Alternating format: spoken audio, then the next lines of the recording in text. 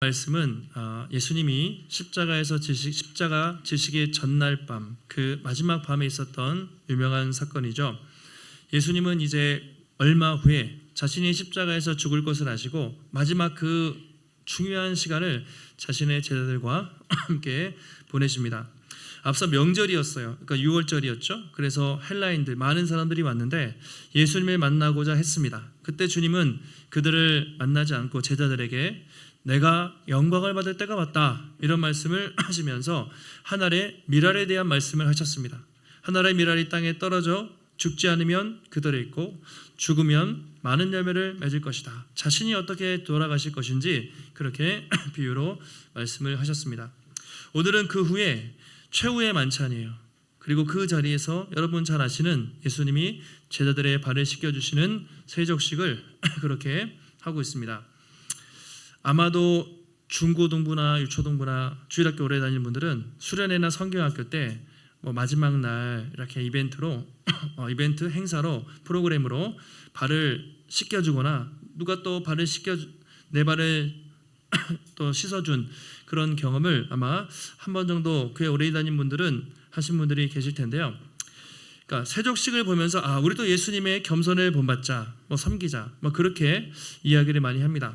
그런데 물론 그것도 의미가 있겠지만 우리는 사실 예수님처럼 그렇게 사랑이 많고 겸손한 사람이 아니죠.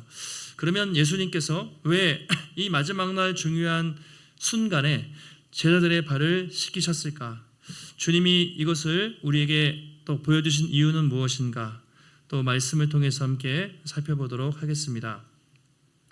요한복음이 21장까지 있잖아요. 21장은 약간 부록처럼 이렇게 돼 있는 것이고 20장까지 이제가 메인이라고 할 수 있는데 딱 반으로 자르면 이렇게 구분할 수가 있습니다.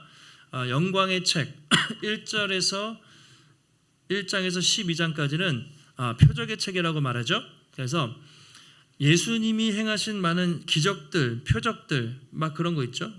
그런 것들이 1장에서 12장까지 나와 있습니다. 표적이 있기 때문에 표적의 책이라고 부르고요. 13장부터 21장 마지막까지를 영광의 책이라고 나눠요. 왜냐하면 여기서의 영광은 예수님이 십자가에서 죽으시는 것이죠. 그 영광의 책. 그래서 그 어떤 내용이냐? 제자들에게 마지막 날 밤에 있는 유언을 남기시고 십자가에서 죽으시고 부활하시는 그 내용이 13장부터 나와 있습니다. 그래서 오늘 우리가 13장을 읽었는데요. 이 13장은 영광의 책이 시작되는, 표적의 책이 끝나고 예수님이 영광이 시작되는 분기점, 전환점이 되는 그런 사건이라고 할 수가 있습니다. 그래서 13장부터요. 성경을 보시면 14, 15, 16, 17장까지 길어요. 5장 동안 몇 시간 동안 있었던 일이에요. 그날 밤에 예수님이 설교하시고 기도하시고 가르쳤던 내용을 13장부터 17장까지 아주 길게 자세히 쓰고 있습니다. 그래서 이거 이제 마지막 어느 다락방에서 했을 것이라고 해서 다락방 강화다, 설교다 이렇게도 얘기하는데 그 짧은 시간에 있었던 내용을 길게 그렇게 설명을 하고 있습니다. 그때까지 제자들은 어떤 상태였냐면요. 예수님이 돌아가신다는 걸 꿈에도 1%도 생각을 못했어요.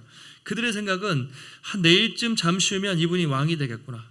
그럼 우리가 드디어 거사에 성공하면 왕이 돼서 함께 이 땅에서 즐길 수 있겠구나. 그런 생각을 했습니다.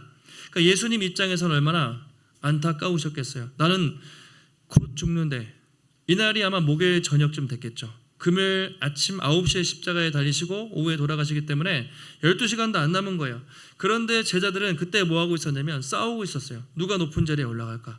누가 더 짱 먹을까? 이런 얘기를 하고 있었던 것이죠. 자, 오늘 말씀 1절을 보시면 이렇게 기록을 하고 있습니다. 같이 한번 1절 말씀을 읽겠습니다. 6월절 전에 예수께서 자기가 세상을 떠나 아버지께로 돌아가실 때가 이른 줄 아시고 자기 사람을 사랑하시되 끝까지 사랑하시니라. 아멘. 자, 시기가 중요하죠. 뭐라고 되어 있습니까? 6월절 전, 6월절. 구약에서 가장 중요한 절기잖아요. 이스라엘 백성들이 출애굽할 때 마지막 전날에 어린 양의 피를 문설주에 바르면 죽음의 사자가 들어가지 않고 6월 넘어갔죠. 그래서 마지막에 그 사건을 통해서 출애굽, 즉 홍해를 건너서 구원을 받게 되는데 이스라엘 백성들에게 유월절은 그들의 구원을 받은 민족이 해방된 날입니다.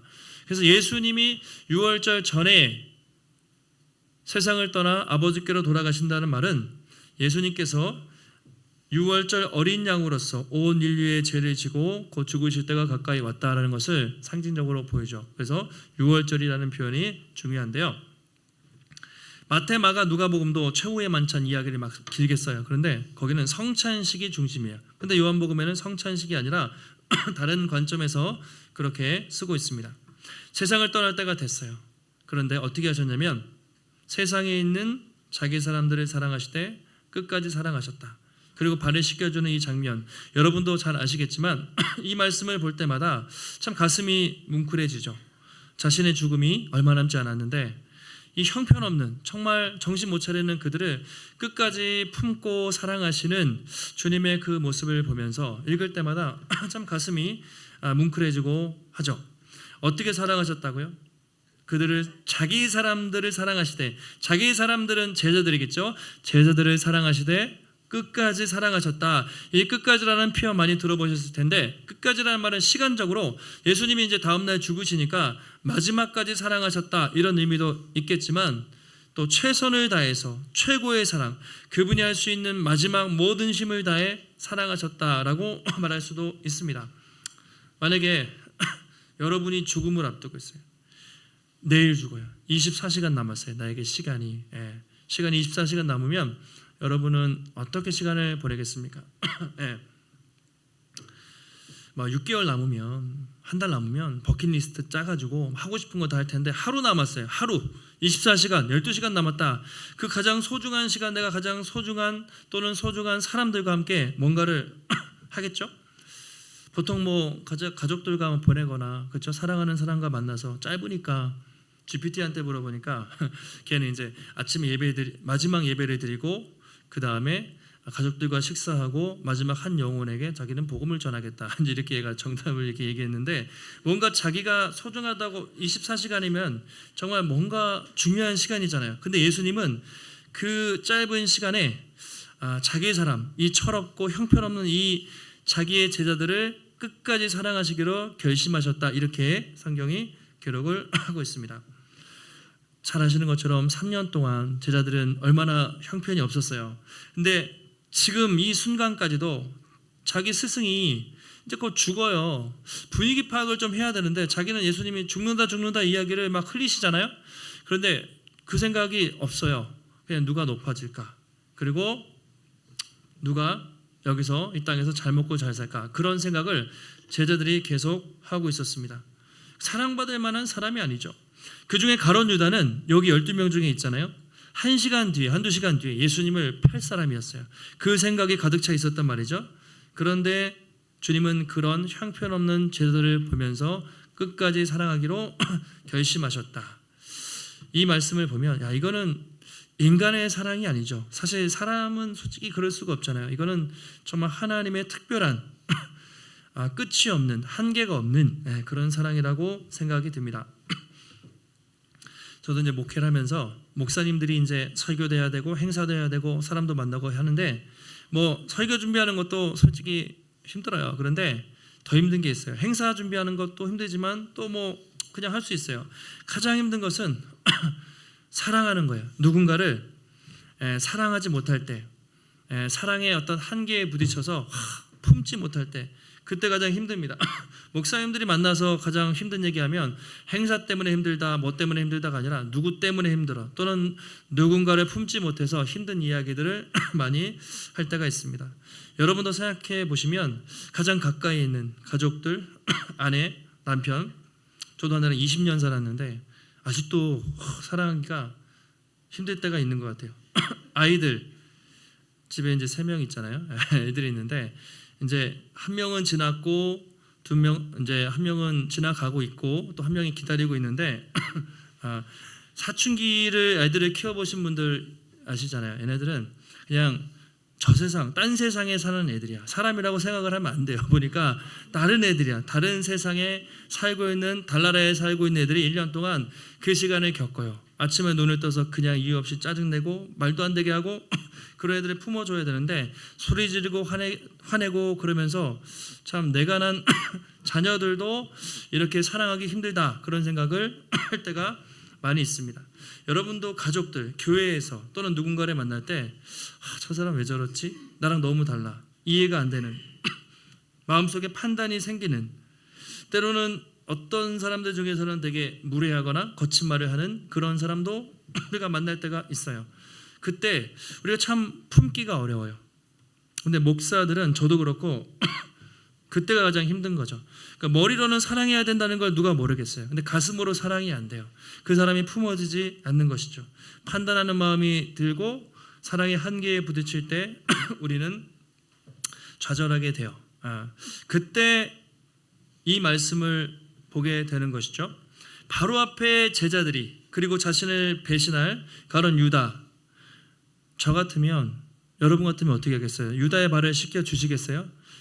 너 잠깐 나와봐 하고 11명 배신할 유다의 발을 씻겨 주시고 또 그와 함께 식사를 한다. 이것은 참 상상하기 힘든 모습이죠. 예수님의 사랑은 참 끝이 없다. 이제 그런 생각을 하게 됩니다. 그 어떤 사람은 누구 먼저 시키셨을까? 성경에 기록이 안 돼 있으니까요.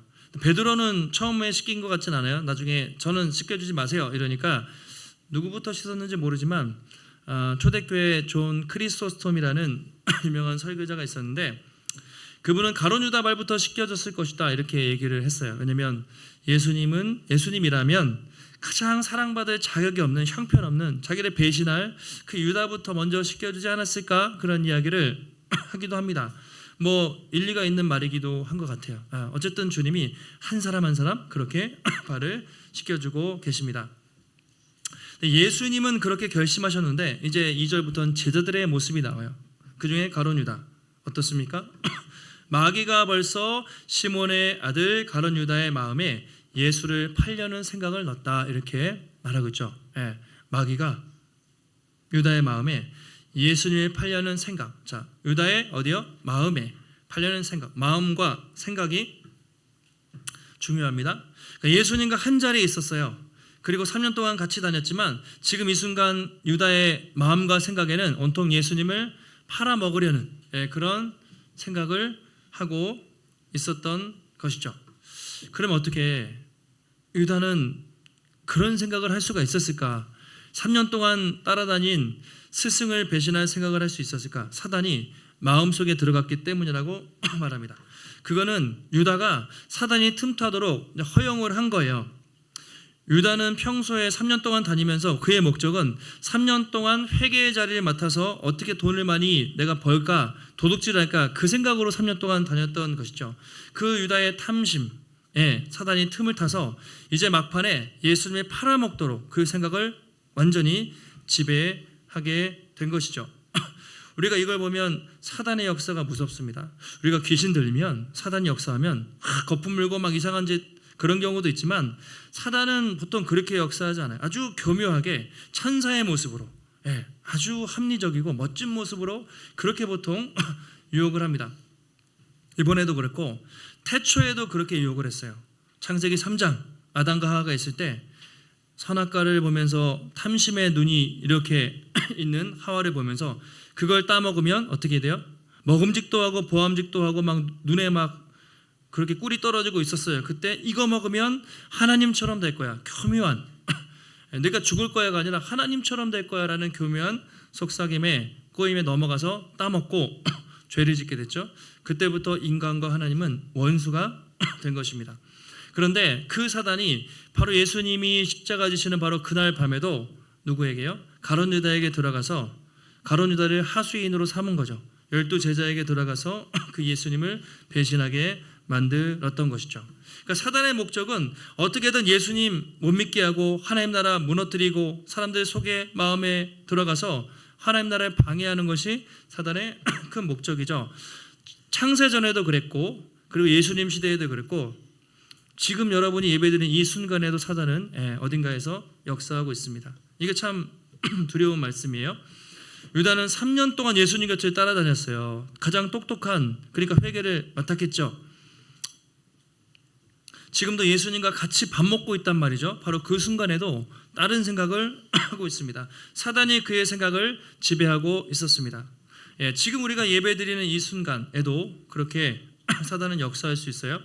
교회 오래 다니고 봉사를 열심히 하고 직분이 있다고 해서 그 사람이 완전히 변화됐다라고 장담할 수가 없습니다. 중요한 건 우리의 마음이죠.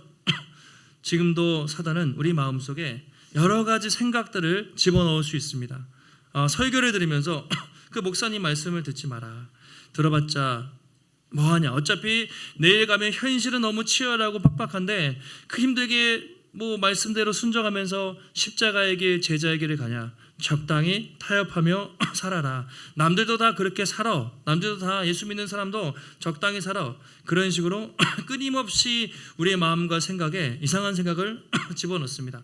그리고 지금도 예배드리는 순간 우리 학생들은 오늘 끝나고 뭐예요? 맛있는 거 뭘 먹을까? 뭐하고 놀까? 어디 놀러 갈까? 계속 이 순간에도 사단은 우리 마음속에 계속 역사하고 방해해요. 그러니까 중요한 건 여기 앉아있느냐가 아니라 우리의 마음 중심이 하나님을 향해 있느냐 아니면 딴 데가 있느냐, 이것을 우리가 봐야 하는 것이죠. 자, 그런 상황에서 예수님이 이제 밥을 맛있게 드시다가 갑자기 식사 도중에 딱 일어나셨습니다. 그래서 겉옷을 딱 벗고 허리에 딱 수건을 두르시죠. 그것이 4절과 5절에 나와 있습니다. 우리 4절, 저녁 잡수시던 자리에서 일어나 겉옷을 벗고 수건을 가져다가 허리에 두르시고 대야에 5절 물을 떠서 제자들의 발을 씻으시고 그 두르신 수건으로 닦기를 시작하셨다라고 말하고 있습니다. 되게 디테일하게 말하고 있죠. 일어나서 겉옷을 벗고 허리에 탁 수건을 두르시고 딱 앉으셨겠죠. 물을 떠가지고 한 사람 한 사람 발을 씻고 그 다음에 수건으로 물을 닦아주고 또 한 사람 하고 그렇게 여러분, 당시 제자들이 밥 먹다가 얼마나 당황했겠어요. 얼마나 놀랐겠습니까? 오늘 예수님이 하신 이 묘사, 이 행동은요, 그 당시 유대 사회에서 정확히 종들이 하는 행동이었어요. 종들. 그 당시 유대 지방에서는 유대 사람들은 샌들을 신고 다녔는데 발이 트인 샌들, 그런데 모래가 많잖아요. 그러니까 늘 발이 더러웠겠죠. 근데 물이 그 지역에는 중동 지방에는 잘 없어요. 지금처럼 샤워를 할 수가 없으니까 항상 손과 발만 씻었어요. 그러면 갔다 오면 좀 부잣집 같은 경우는 종들이 주인 딱 앉으면 종들이 주인의 신발을 벗겨주고 발을 이렇게 깨끗하게 씻어 주었던 것이죠. 그런데 이게 남의 발 씻는 게 쉬운 게 아니잖아요. 그래서 보통 종도 굳이 말하면 청지기부터 등급이 있는데 가장 낮은 종, 유대인들 종들한테도 잘 안 시켰대요. 이방인들 종들 중에 가장 하찮고 낮은 사람들에게만 이 주인의 발을 씻기도록 했다라고 그렇게 말하고 있습니다. 그런데 바로 예수님이 갑자기 식사하시다가 말고 그 일을 하고 계신 거죠. 예수님이 제자들의 발을 씻기신다. 스승이 제자의 발을 씻긴다. 그것만 해도 엄청 파격적이죠. 그런데 예수님이 누구십니까? 하나님이죠. 하나님의 아들이 인간의 발을 씻기고 있다라는 것이죠. 예수님이 어떤 분이십니까? 말씀으로 세상을 창조하신 그 창조주 하나님께서 하찮은 피조물들의 발을, 더러운 발을 씻기고 계신 것이죠. 여러분 상상을 해보세요. 세상에 이런 신이 어디 있겠습니까? 자기가 만든 피조물들의 경배를 받아야 되는데 그 피조물들에게 무릎 꿇고 더러운 발을 씻기는 그런 신이라는 것은 세상에 존재하지 않죠. 그만큼 이것은 예수님의 겸손하다, 예수님이 섬기셨다 이런 게 아니에요. 상상할 수 없는 낮아지심. 왜 그러셨을까? 한 가지 이유를 말한다면 사랑 때문이셨겠죠. 피조물들, 당신의 백성들을 향한 정말 측량할 수 없는 사랑 때문에 그 높으신 분이 무릎 꿇고 인간의 발을 씻기고 계신 것이죠. 그런데 한 가지 의문점, 왜 성찬식에 대한 내용이 없을까? 이제 그런 궁금증을 가질 수 있습니다. 근데 마태, 마가, 누가복음은요, 우리가 공관복음 같은 관점으로서 해서 이제 공관복음이라 하잖아요. AD 70년경에 좀 빨리 기록이 됐고, 요한복음은 한 20-30년 뒤에 90년 이후에 기록이 돼서 이제 중복되는 내용을 요한이 의도적으로 기록하지 않았을 확률이 많습니다. 근데 더 중요한 이유는 그들이 그 자리에서 뭘 하고 있었나 하는 거예요. 누가복음을 보면 성찬식을 마치고, 성찬식을 하면요, 저는 참 그 말씀을 보면서 이해가 안 가는 게 성찬식을 하면 조금 착해지고 떡을 떼고 경건한데 바로 그들이 누가 크냐 싸움을 했다고 나오고 있습니다. 마지막 날 밤에 제자들이 했던 행동, 그들의 짓거리는 성찬식하고 떡을 떼고 또 포도주를 마신 다음에 누가 높은 자리에 갈 것이냐, 이분이 곧 유대의 왕이 될 것인데 오늘 거사 전날인 거예요. 내일이면 왕이 될 것 같은데 베드로가 짱을 먹을 것이냐, 야고보, 요한 누가 높은 자리에 올라갈 것이냐, 서로 엄청나게 피튀기게 싸우고 있었다는 것이죠.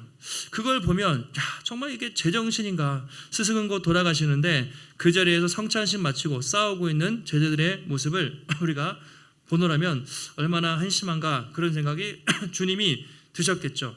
바로 그런 상황에서 식사 자리에서 주님이 식사를 마치시고 아무 말씀 안 하시고 일어나서 겉옷을 벗고 수건을 들고 한 사람씩 그들의 발을 씻겨주고 계셨던 것이죠. 그러면서 누가복음에 이렇게 말씀하세요. 얘들아, 세상의 임금은 너희들 군림하고 착취하고 힘으로 억압하지만 나는 그렇지 않다. 섬기는 자로 왔다라고 말씀하시죠. 그러면서 너희도 서로 섬기라고 주님이 말씀을 하고 계십니다. 바로 이런 상황에서 예수님이 오늘 그들의 발을 씻겨 주셨던 것이죠. 제자들의 입장에서 어땠을까요? 많이 창피했겠죠. 스승의 발을 씻겨줘도, 예수님의 발을 씻겨줘도 부족한데 그분이 갑자기 자신들의 발을 한 명 한 명씩 씻겨 주시는 거죠. 아마 창피함을 넘어서 당황하기도 하고 되게 숙연한 분위기 아니었을까. 아무도 아무 말 못하고 그냥 그렇게 주님의 발을 한 명씩 씻겨주고 있었던 것이죠. 얼마나 더럽겠어요. 막 꾸정물이 나오고 이제 그런 상황이 벌어지고 있습니다. 만약에 제가 신박을 가서 갑자기 식사를 하다가 대야에 물을 떠오십시오 그러면서 제가 이렇게 발을 씻겨주면 씻겨주세요, 그렇게 안 되잖아요. 발이라는 거 가장 더럽고 수치스럽고 부끄러운 것이기 때문에 부모가 자녀 발 씻는 것도 우리가 요양원에 가면 어르신들이나 그렇게 해드릴까, 다른 사람의 발을 씻는 거는 참 우리가 가족도 쉽지가 않아요. 근데 예수님이 그러니까 얼마나 어황이 벙벙하고 그들이 당황했을까. 한 사람 한 사람 하는데 드디어 베드로 차례가 됐습니다. 베드로가 뭐라고 말합니까? 주님, 절대로 저는 씻을 수 없습니다. 이렇게 이야기를 합니다. 어떻게 주님이 당신이 내 발을 씻겨줄 수 있습니까? 강하게 거부를 하죠. 엄청 겸손한 척을 하고 있습니다. 그러자 예수님이 8절에서 이렇게 말씀하세요. 하반절에 보시면 예수께서 대답하시되 내가 너를 씻어주지 않으면 네가 나와 상관이 없느니라, 이렇게 얘기해요. 네가 나와 상관이 없다. 이게 무슨 말일까요? 상관이 없다라는 말이 중요한데 이게 이런 뜻이에요. 상속 또는 유산 있죠. 우리가 부모가 자식에게 물려주는 상속, 유산 또는 지분, 이렇게 생각하시면 돼요. 내가 너를 씻겨주지 않으면 너 상속받을 게 없어. 너의 지분은 없어. 이런 말이에요. 베드로가 듣고 그래요? 주님, 그렇다면 제가 많이 상속받아야죠. 그럼 제 발뿐만 아니라 손과 발, 온몸을 씻어주십시오 라고 주님이 말씀을 하시죠. 베드로가 이야기를 하죠. 그때 주님이 베드로의 말을 듣고 이렇게 말씀을 하십니다. 10절에서 이렇게 말씀하시는데 같이 한번 읽겠습니다. 예수께서 이르시되 이미 목욕한 자는 발밖에 씻을 필요가 없느니라. 온몸이 깨끗하니라. 너희가 깨끗하나 다는 아니니라 하시니. 자, 뭐라고 말씀하셨죠? 이미 목욕을 한 자는 발만 씻으면 돼. 너희는 안 씻어도 돼. 유다 빼고, 이렇게 얘기하시는 건데 이미 목욕했다라는 것이 무엇일까요? 쉽게 말씀드리면 우리가 예수 믿을 때 세례를 받죠. 세례 받는다는 것은 죄가 씻겨진다는 의미예요. 그런 의미로 생각하시면 되겠습니다. 우리가 예수를 구주로 믿을 때 우리가 세례를 받고 죄가 씻김을 받고 그때 우리가 구원받는다고 말하죠. 의롭다함을 받아요. 우리가 칭의라고 표현하는데 용어는 모르셔도 되지만 의롭다 하심, 구원받는다, 그게 목욕했다는 거예요. 그리고 발밖에 씻을 필요가 없다. 발을 씻는다는 건 뭐냐면요, 예수님을 믿고 구원을 받았어도 우리 날마다 세상 살면서 때가 묻어요. 발에 먼지가 묻는 것처럼 죄를 진단 말이죠. 그래서 매일매일 하나님께 나아가서 회개하면서 용서를 구하는 거, 이게 발을 씻는다는 의미인데 그걸 우리가 성화라고 표현합니다.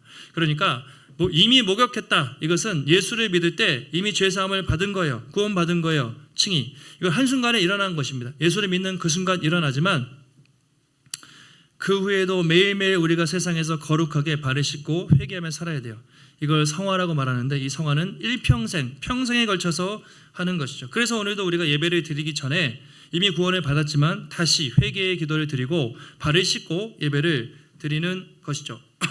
그런데 너희 중에 다 깨끗한데 한 사람은 아니야. 가룟 유다 이야기하는 거죠.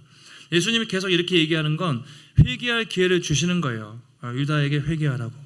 유다는 알잖아요. 자기만 알고 있어요. 제자들은 모르지만 자기 알고 있는데 계속해서 회개할 기회를 주고 계십니다. 여러분, 우리는 오늘 말씀을 통해 예수님이 돌아가시기 전날 밤 가슴이 뭉클하기도 하고 답답한 상황인데 예수님의 그 마지막 순간에 주님의 끝없는 사랑, 그러나 제자들의 한심하고 어리석은 그 모습을 우리가 함께 볼 수가 있습니다. 끝까지 높은 자리에 올라가려고 하는, 그리고 자기의 스승을 팔아서 단돈 은 30에 팔아서 탐욕을 채우려고 하는 그 배신자를 앞두고 끝까지 사랑하시기로 결단한, 그리고 그들의 발을 씻겨주시는 예수님의 섬김과 사랑을 볼 수가 있습니다. 오늘 베드로가 발 씻는 걸 거부했다고 했잖아요. 그래서 우리가 보통 베드로가 겸손해서 그랬구나라고 생각하지만 성경을 잘 묵상해 보면 그렇지 않습니다. 오히려 베드로가 교만했기 때문이에요. 그래서 디카슨이라는 어떤 유명한 신약 학자인데 이렇게 말했어요. 베드로가 거부한 것, 베드로가 발 씻김을 거부한 것은 겸손이 아니라 교만이다. 그는 자신이 주님의 섬김을 받을 만큼 더럽다는 것을 인정하지 않으려 했다. 복음을 받아들이는 것은 먼저 우리가 절망적으로 더럽다는 것을 인정하는 것이다. 이렇게 이야기를 했습니다. 그러니까 베드로가 왜 거부했냐? 겸손해서 거부한 게 아니라 주님, 저는 그 정도는 더러운 사람이 아니에요. 아주 교만했기 때문에 거부했다는 것이죠. 그러니까 반대로 말하면 누가 예수님을 영접할 수 있냐? 내가 더럽다고 인정하는 사람. 주님, 저는 당신의 발 씻음이 필요한 사람입니다. 주님, 저는 더러운 사람입니다. 이런 사람이 복음을 받아들일 수가 있는 것이죠. 속으로 나는 깨끗해. 나는 내 힘으로 열심히 살 수 있어. 나는 내 힘으로 누구를 사랑할 수 있어. 나는 당신의 은혜가 필요 없어. 이런 사람들은 복음을 받아들일 수가 없다라는 것이죠. 그래서 오늘도 우리가 주님 앞에 나올 때 우리 자신을 돌아봐야 합니다. 나는 내가 더럽다는 것을 인정하고 있는가? 나는 내가 스스로 깨끗해질 수 없다는 것을, 인간의 그 어떤 노력과 행위로도 내가 스스로 이 죄를 벗어날 수 없고 깨끗해질 수 없다는 것을 나는 인정하고 있는가? 바로 그런 사람에게만 하나님의 은혜가 임한다는 것이죠. 여러분, 예수님은 그 2000년 전 그날 밤에 제자들의 발을 씻기셨지만 그 다음날 발을 씻기는 정도가 아니라 우리를 대신하여 십자가에 달리셨고 물과 피를 쏟으심으로 그의 보배로운 피로 우리의 죄와 허물을 모두 씻어주셨습니다. 그의 십자가의 사랑으로 우리를 깨끗하게 정결하게 씻어주셨습니다. 그러므로 예수 그리스도 안에 있는 자에게는 결코 정죄함이 없다라고 말씀하셨습니다. 하나님, 지금도 우리 연약한 거 아세요. 우리가 더러운 거 아세요. 우리가 교만한 것도 알고 우리가 또 실패하고 넘어질 것도 알지만 그럼에도 불구하고 끝까지 사랑하시는, 포기하지 않고 변함없이 사랑하시는 그 하나님이십니다. 이 사랑을 붙잡는 사람만이 누구를 사랑할 수 있어요? 다음 주부터 세족식 이후에 내가 너희를 사랑한 것처럼 서로 사랑하라. 그거 너무 많이 들은 말씀이잖아요. 근데 우리는 사랑에 많이 실패합니다. 왜 그러냐? 내가 하려고 하기 때문에. 먼저 내가 하나님 앞에서 나는 누구를 사랑할 수 없는 사람입니다. 나는 내 힘으로 할 수 없는 사람입니다. 라고 인정하는 사람만이 진짜 사랑을 할 수 있어요. 내 힘으로 나는 누구를 사랑할 수 있어 라는 교만한 사람은 절대로 다른 사람을 이렇게 사랑할 수가 없는 것이죠. 오늘도 말씀을 통해서 우리를 구원하기 위해 우리의 발을 씻어준 것도 감사하겠지만 십자가에서 보배로운 피를 흘리심으로 우리의 죄된 몸과 마음과 영혼을 깨끗하게 씻어주신 주님의 그 은혜와 사랑을 기억하며 우리 주변에 복음이 필요한 사람들, 하나님의 사랑이 필요한 사람들에게 그리스도의 사랑을 우리는 실천하는 것보다는 흘려보내는 것이겠죠. 우리를 통해서 그분의 귀한 사랑이 조금이라도 흘러갈 수 있는 또 축복의 통로로 살아가시기를 예수님의 이름으로 축원합니다.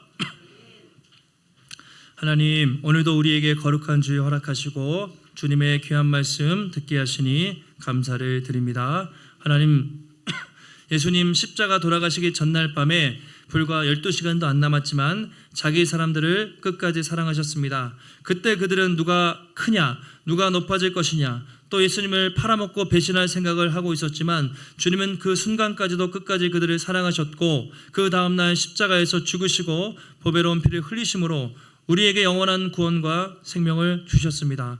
우리도 제자들과 같이 배신하고 실패하고 연약한 자들이오나 하나님, 주님께서 우리 위해서 보배로운 피를 흘리시고 우리를 깨끗해 하심으로 우리가 죄사함을 받았고 더 이상 우리에게는 정죄함이 없습니다. 주님, 날마다 그 사랑과 은혜를 기억하게 하시되 내 힘으로 누군가를 사랑할 수 없고 내 힘으로 아무것도 할 수 없음을 고백하며 날마다 겸손히 주님의 은혜를 구하게 하시고 주님의 사랑이 우리의 머리에서 발끝까지 흘러서 우리의 손과 발을 통해 또 다른 누군가를 사랑할 수 있는, 용서하기 힘든 사람, 가론 유다 같은 사람도 사랑하고 품을 수 있는 또 사랑과 믿음을 우리에게 더하여 주시옵소서. 오늘도 주님 앞에 나올 때 우리의 마음과 정성을 다해 귀한 예물 드렸습니다. 하나님, 드려진 손길마다 그 마음을 귀하게 여기시고 하나님, 나에게 주신 모든 것이 하나님의 것입니다. 주님 나라 위에 드리며 살아가는 모든 성도들에게 부족함이 없이 풍족하게 채우시는 하나님의 귀한 손길을 날마다 경험할 수 있도록 하나님 붙잡아 주시옵소서. 한 주간도 주님 함께 하시기를 간구하오며 존귀하신 예수님의 이름으로 기도하옵나이다. 아멘.